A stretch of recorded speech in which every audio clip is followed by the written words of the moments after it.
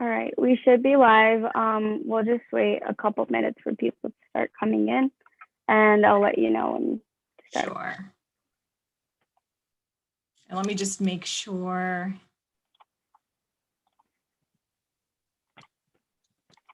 Okay, it looks like I cannot. Ah, okay. All right, I'm going back. Oh, it looks like, all right.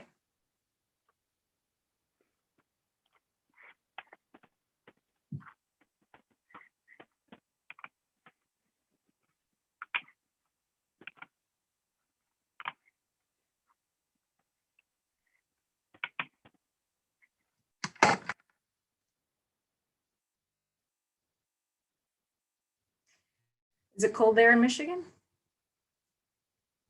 Yeah, it's actually pretty cold down here, but we've actually been inside all the time, so it's fine.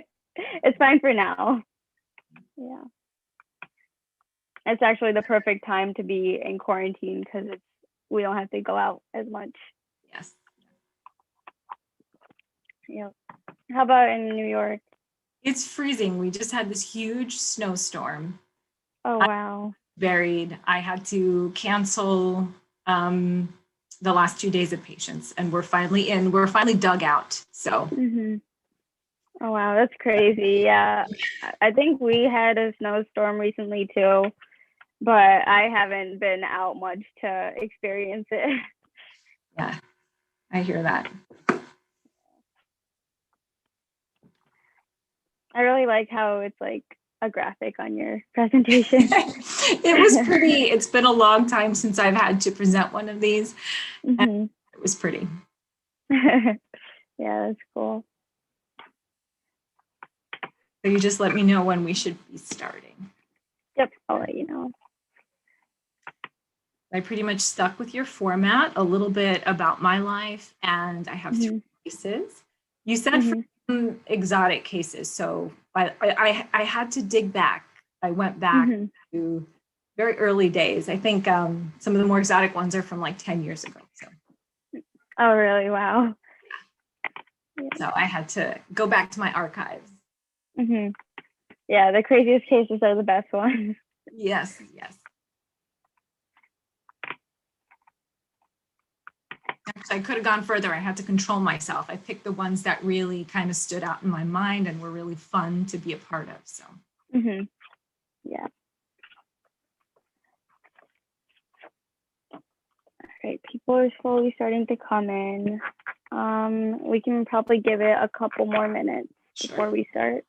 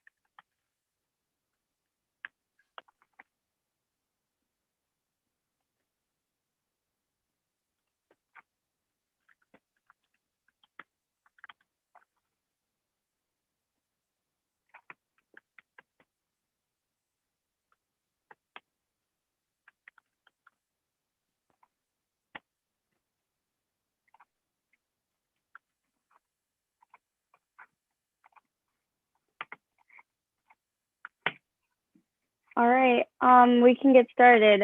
So, hello everyone. This is Dr. Rose, and she has a wonderful presentation prepared for us about dermatology. She's the founder of Rose Dermatology, and she's from New York, and we are very happy to have her on our My Medical Message platform today. Hi. So welcome. All right. So yes, I am from New York. I'm a New York City native, and I started out as a fine artist and dancer, and I joined a ballet company straight after high school. But I quickly decided that wasn't for me, for my career. And then I went to college, where I majored in biology and an honors major. It was a double major. And then I was admitted to Cornell University Medical School. after which I did an internship at Mount Sinai Hospital, and then I did a residency at SUNY Downstate. Now, after residency, I worked at several private practices in New York City and in New York, and I was chief of dermatology at New York Hospital Queens. So I was in charge of inpatient consults as well as the outpatient clinic at that hospital. And then I founded my own private practice. I stepped down from my chief of dermatology position when I was pregnant with my first child, and now I'm a mom to 3 young kids, and I'm a food allergy mom. Those of you with severe food allergies know what that is like. You asked about what my daily life is in dermatology. So as a doctor, I review results, I call my patients, and I coordinate care with the team. I'm a small business owner as well. So when you're a small business owner, you're the CEO, the CFO, the CEO, everything basically. So you have to manage the business. And I usually see 20 to 30 patients a day. Now with COVID, we have to space them out. Pre-COVID, it was more like maybe 30 to 40 patients. One thing that I'm actually noticing, I do have 3 children, so I do quite a bit of things for them as well. Now, before the pandemic, I'd wake up early in the morning, exercise, come home, get them ready for school, do all the drop-offs, and then go to work. So that is also a big part of my daily life. As a dermatologist, we have our bread and butter cases. So for medical and surgical dermatology, that's acne, eczema, psoriasis, skin cancer surgeries, as well as benign excisions. And we have our cosmetic, Botox, fillers, lasers, microneedling, and platelet-rich plasma. And then we have our exotic cases, so blistering disorders, hypersensitivity, vasculitis, and certain infections. And then our cosmetic exotic cases, like complications from other injectors, basically complications from inappropriate settings on lasers, and undesirable results as well. As a small business owner, you can work as much or as little as you like. You have control over how the business functions and how care is delivered. And you have the ability to create what you want and to manifest your own destiny. So my schedule varies. I work from 3 to 6 days a week, depending on the week. And I have a lot of flexibility depending on kids' activities and doctor's appointments. So I really coordinate my schedule, and I work hard to be there for my kids. And I try to be with them as much as I can. But I do spend a lot of time at home dealing with office issues, because this is a small business. It doesn't just stop because I'm away or because I'm busy. So I wanted to do some cases, and I'll get to the questions at the end. This is a 6-year-old man, past medical history of hyperlipidemia, status post laceration while gardening 1 week ago. And he presented with an itchy rash for 5 days. I saw him as an outpatient. This is just in the office. And this is what his exam looked like. That's just a febrile, vital signs stable, no acute distress. And I have a description of what his rash looks like. As a dermatologist, how you describe something is very important. So he has this macerated plaque, almost completely covering his hand, and also one on the other finger. As a dermatologist, you have to be able to recognize patterns. And with experience, it just becomes very easy to identify certain rashes. But this is what he looked like after 1 week of topical high potency steroids. So this kind of took a little detective work. I looked at what his rash looked like. It looked terrible. It was macerated, it was weeping. And I had to ask him, because I was able to recognize a pattern in there. And I said, "What are you applying to your hand?" And he said, "Oh, just some cream, just some cream."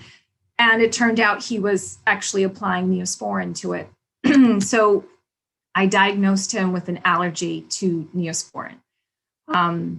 It's actually a very common allergen, and it healed up very quickly. So this I had to dig out from my archives, because this was probably over 10 years ago, while on inpatient service. So this was a 35-year-old female with no contributory past medical history who was admitted with a papular rash and a fever. So 4 days prior to admission, she had some flank pain. She was told to take ibuprofen.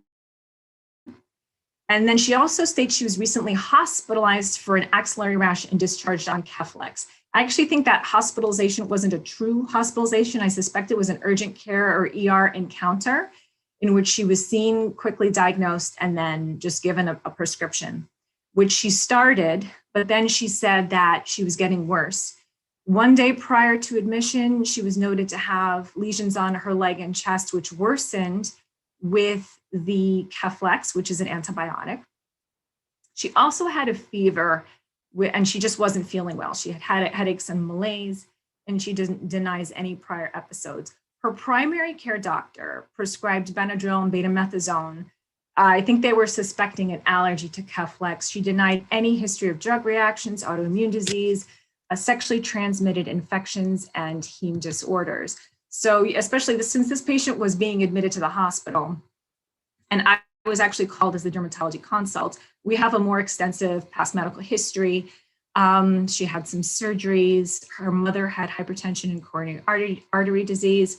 She was allergic to pork, and they were listing Keflex as a new allergy because they kind of sort of suspected it. And socially, she occasionally smoked, denied any illicit drug use, and she was married, heterosexual, and denied new sexual partners. This was her medication list. She was, her vital signs were stable with no acute distress. And by the time I saw her, she didn't have a temperature anymore, but she had these scattered erythematous papules on her extremities and anterior chest, and one that was kind of necrotic looking at her flank. The rest of her exam was really pretty normal. And this was at her flank, and this was at her chest. So as you all know, the internal medicine resident was the one who kind of presented to me. And then I went and I saw the patient.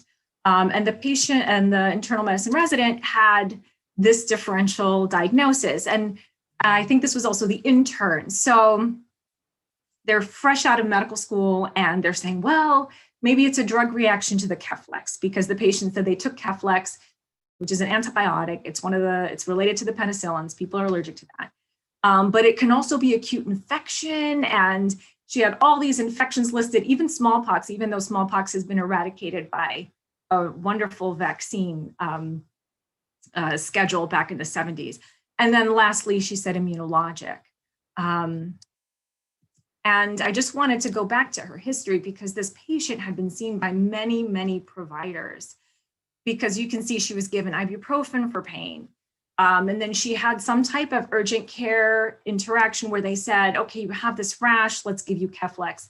But then she was also seen by her primary medical doctor before she was sent into the hospital. So this is a lot of teams. And then she was seen by the internal medicine team, was the intern. But infectious disease, that team also saw the patient and didn't pick this up. But this is actually something called rickettsiopox, which is a mild self-limited illness, which is endemic to New York City. It's caused by Rickettsia cari, which is an obligate intracellular coccobacillus, and it lives inside a vector. The vector is a colorless mite, and the mite lives on a host, usually like a rat or a mouse. I call it like the house mouse louse. Kind of fun to say, but it's very, very classic because there's an eschar formation at the location of the original bite. And then you have papules, erythematous papules that go along everywhere else. And then there's an onset of systemic symptoms. Usually it's fever and the patient just doesn't feel well. And even when, and I felt that I contributed to this case because otherwise so many doctors saw this patient, but she didn't see a dermatologist. And just so those of you, who might be like, well, maybe this isn't what rickettsiopox looks like. This is a patient that I saw during my residency. So I hope that you all can see the similarity in this rash, how there's the original bite has a necrotic center, and then you have these erythematous papules. All right, so this is what rickettsia pox looks like. Then I was called, this is another inpatient consult, and I was called for to see a patient with bilateral ear cellulitis. 56-year-old man, he complained of bilateral ear rash for 2 weeks associated with pus and drainage, swelling, burning, itching, and pain. And he also had a rash on the left arm and the leg. He also had a canker sore and a 50-pound weight loss in a year. No other systems positive. He had a significant past medical history of hernia, anemia, anxiety, depression, recurrent sinusitis with group A strep. He was on amoxicillin, Cymbalta, meloxicam, clonazepam. He said, actually, they said that he took penicillin for he's allergic to penicillin, and yet he was on amoxicillin. So this is where I thought this was kind of interesting, because he said he was allergic to penicillin and sometimes get rashes, and yet he's on amoxicillin on and off all the time for the sinusitis. So I wondered about that. But anyway, he did have, for his social history, he was a smoker pretty much regularly, but for 20 years. And he drank socially. He denied illicit drug use. He was a single homosexual, denied recent sexual contact. He had a family history of colon cancer, a father with benign prostatic hypertrophy, and a brother with thyroid disease. And this was his physical exam. I mean, his vital signs were, non-contributory. It's really the significant part of the physical exam is this rash. He had this bilateral ear swelling with purple areas, ecchymosis, necrosis of the lower lobes, and dark hemorrhagic crust, necrotic lesions, a left arm rash. He had an oral ulcer on the lip. He did have some cervical lymphadenopathy, and he had bilateral lower extremity rash as well. These were non-blanching. So as is the usual, we put together a differential diagnosis. This is everything that it could be. Autoimmune, possible, it's less likely allergy. Could it be an infection, sepsis, endocarditis? Now cellulitis, cellulitis just doesn't happen bilaterally. It's incredibly rare. Because when you think about it, it's an infection. Like bilateral symmetrical infections, that doesn't usually happen. So when I got this call and they said, this is bilateral ear cellulitis, I knew something was up. That wasn't it. Could it be a drug toxicity, a poison, coagulopathy, malignancy, or could it be traumatic? Could he be picking? Now, when I heard bilateral ear cellulitis, this kind of started ringing a few bells, and I asked for a UTOX to be performed before I saw the patient, because I was called late at night, and I said, okay, I'll see them first thing in the morning. Please check a urine tox for illicit drugs, because I suspected something. So the UTOX was positive for cocaine, and when I did a biopsy, the result, it showed a vasculopathy, which is basically an occlusion of the blood vessels resulting in necrosis of the skin. And I deduced that this was levamisole toxicity. So levamisole is an adulterated cocaine. And the DEA reported it back in February 2010, and this is a case from 10 years ago, that 71% of seized cocaine was tainted with levamisole as a cutting agent. So this is something that I actually learned about after my residency. So this is something that, you have to actively be reading when you're a physician. And this is why being a doctor is really awesome. It's never boring. It's never, ever boring. I mean, look at this year. There's a new virus out there that has been devastating and working its way around the planet. But this thing, I was actually reading about levamisole toxicity, and I was like, I'm in charge of a whole hospital. I need to know about this. And it was being published, little cases of levamisole toxicity were being published and how it causes a vasculopathy. And it actually does occur in the ears. So when they called me bilateral ear cellulitis, I knew something was up. And that's how I knew I had to check the UTOX. So this is why I was sharing this particular case, because I had to be on the lookout for it. You always have to keep your skills sharp as a physician. Your job is never, ever boring. There's always going to be a new entity that you need to learn about. There's always going to be something new.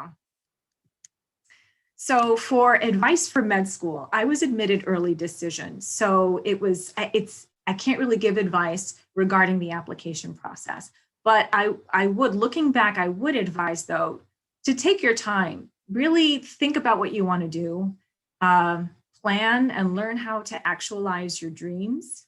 Find good, happy, and mentally healthy mentors who will cheer you along your way and guide you. And I see a lot of stuff in the chat box, so I'm going to get to this. All right. Okay. Ooh. What is the most satisfying part of being a dermatologist? I really love my relationships with my patients. I feel very passionately about the community that I created here. As a small business owner, I was able to select the people who work for me and the people who interact with my patients. And I'm very happy that I've chosen people who are really passionate about helping people as well. We just have a really great rapport with our patients, and that's the most gratifying. I celebrate them when great things happen to them, and I weep with them when they go through tough times. And I'm really happy that I'm a resource and that they see me as a resource. And I really value my connection with my patients. I treat everyone like their family. How long did it take to develop your own practice and make it grow? Probably about a year. What unique opportunities does the option of private practice have that prompts dermatology to go into private practice? Let's take a look. Okay, what unique opportunities? Well, like I said, having your own business, you get to create something out of nothing, which is, it's really incredible. You just get to be very, very creative. And if you have this energy, you have an outlet for it. I mean, whether with anything really. Let's see, if I see 20 to 30 patients, how can you manage your time? Is with the time with the patient? Well, I sit down with every patient. With my new patients, it's usually a 15 to 20 minute visit. And I mean, usually they've had some questions going into the visit. I don't really feel rushed ever. If it's a quick follow-up and we know what's going on and the patient, they have kind of what they want from me. Sometimes they bring in a little list and they come and they say, okay, we need this and this, and I'll say, okay. But I don't leave the room until they're satisfied. So I've never really felt rushed. Let's see.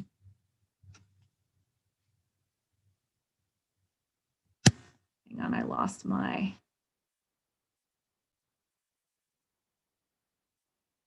Yes, there were times I saw signs on a patient's skin that were indicative of a more severe underlying condition. I had a patient who came in who was incredibly itchy. And as soon as I walked in, I can tell she was jaundiced. Immediately, I said, I got her primary care doctor on the phone, and I said, she's completely jaundiced. You need to see her right away. The primary care doctor sent her for imaging, and she had pancreatic cancer. Let's see, other things. I once had someone who, it seemed like a cyst. She said, look, this thing has been growing. It was her first visit. She said, this thing is growing. Can you just take it out? Just take it out. And I remember there was a cancellation, and I was actually working with my physician's assistant that day as well. So I said, okay, I have time and I have the help. Let's just take it out for you. Let's just do this. And I remember when we opened up her skin, it wasn't a cyst, it was just this tissue. And I sent some of it for analysis. And I said, listen, this is strange. It's not a cyst. I'm taking some to send, but it seems to be a lot larger than what I originally thought. The pathology came back a metastatic. It was basically a met from lung cancer. So that was an unfortunate thing. And sometimes as dermatologists, yeah, we can cut out things, but when they're not of the skin, yeah, we're in the unfortunate position of telling a patient that they have a metastatic cancer. Let's see, can skin cancer like melanoma spread to other organs? Yes, melanoma can, especially. Squamous cell and basal cell, they're much less likely. They can, but it takes them quite a bit of time to do that.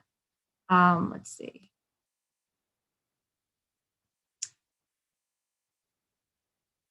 Okay, why did I choose this specialty? So it's so funny. So just like Nikila, I actually really loved OBGYN. It's an incredible field because there's surgery and there's medicine. It's a really great field. And I took a year off during medical school to do research, and I did immunology research, and I was exploring that. And I started shadowing a dermatologist, Dr. Macrini Alexiadis, and she's incredible. And see, this is why mentors are so important.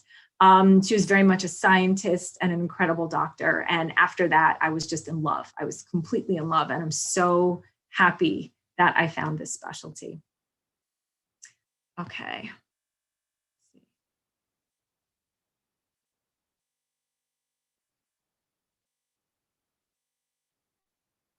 So with dermatology, it says how much more or less of your job in dermatology deals with cosmetics as opposed to not cosmetic health issues. So I think my practice is about 30 to 40% cosmetic. And also I teach cosmetic dermatology. I teach the advanced injection techniques with residents at Downstate. So I think all dermatologists, we are trained in the basic anatomy of the face. We do skin surgeries, obviously, of the face. So we all know it's part of our training. It's part of our training. And you get to choose how much you do and what you do. Let's see.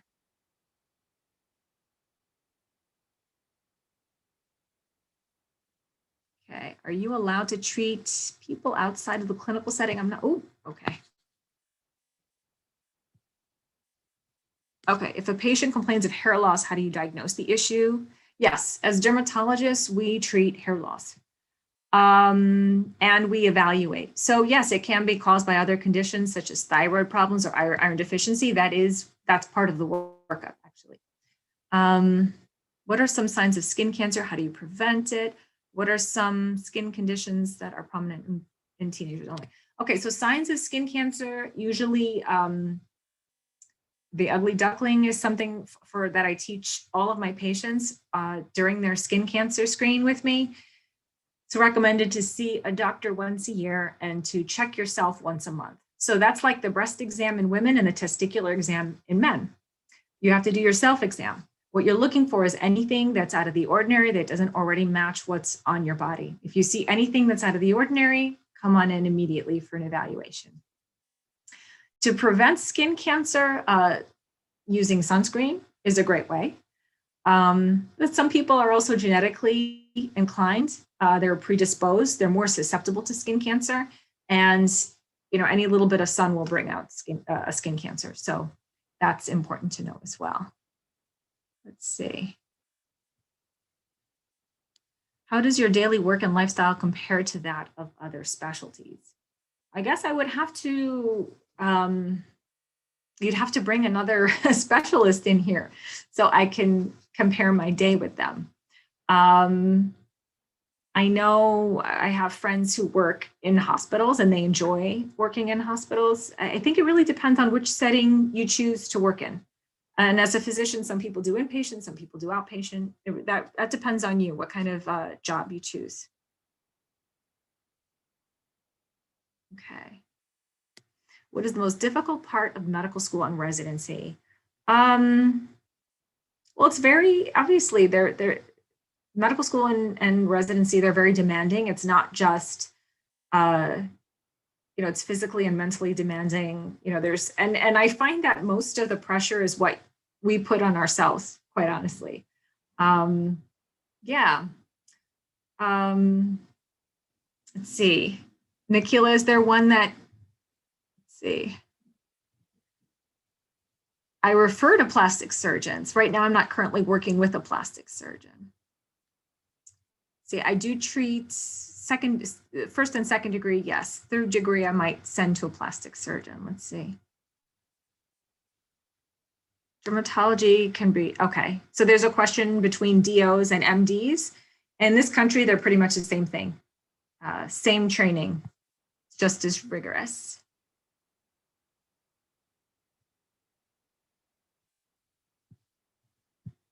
Okay, Nikila, are there any questions?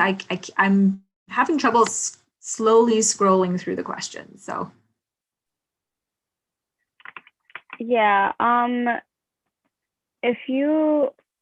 think you might have covered pretty much all of them. So anyone, if you have any more questions, just post them in the chat. We'll give you a second. No questions. There was another question. I'm kind of surprised, but I thought more people would be curious about that. Yeah. I just got a question. Where did you learn how to run a small business? In one of the, I kind of learned as I went along. And you just kind of figure it out. You just figure it out.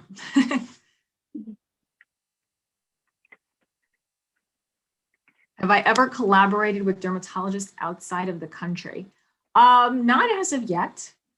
When I was in residency, though, to learn dermoscopy, which is using one of these guys, this is called a dermatoscope, and we're the only specialty trained on this little guy.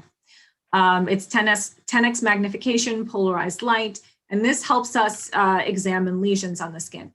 And at the time when I was in medical school, there were 3 labs and places where they were really concentrating on using this. And this was in Italy at Memorial Sloan Kettering, where I was, and in Australia. So I did some research at Memorial Sloan Kettering. So I decided to spend some time in Australia, in Sydney.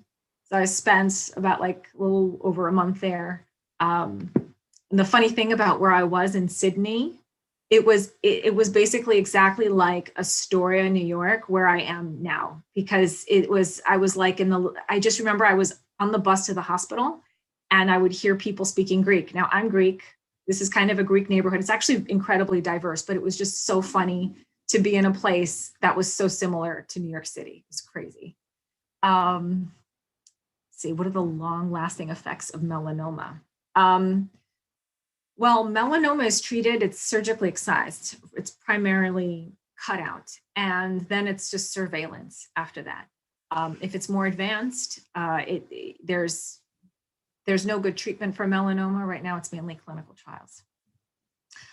Were there some difficulties when opening up a private practice?